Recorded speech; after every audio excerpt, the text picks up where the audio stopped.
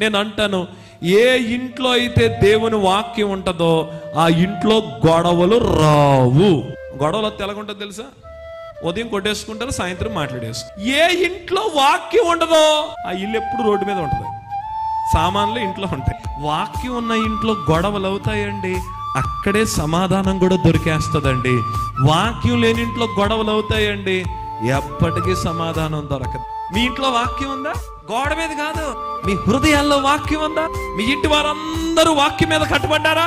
నిజంగా ఒక ఇంట్లో వాక్యం ఉందనుకోండి, భర్త అనుకుంటాడు, ఎంతసేపు మా ఆవిడ మారాలి, ఎందుకు పనికి పనులు కావాలా? మా ఆవిడ మారినా మారకపోయినా నేను ఓర్చుకుంటాను, ముందు నన్ను నేను సరి చేసుకుంటాను. భార్య ఏమనుకుంటా తెలిసిన, అస్తమాట్లు మా ఆయన మారాలి అనుకోదు.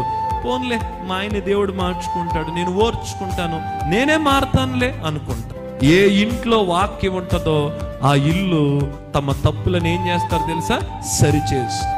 వాక్యం ఉంటే ప్రేమ వచ్చేస్తుంది, వాక్యం సరిచేస్తుంది, వాక్యం రక్షణ అనుభవాన్ని ఇస్తుంది, వాక్యం ప్రేమనిస్తుంది.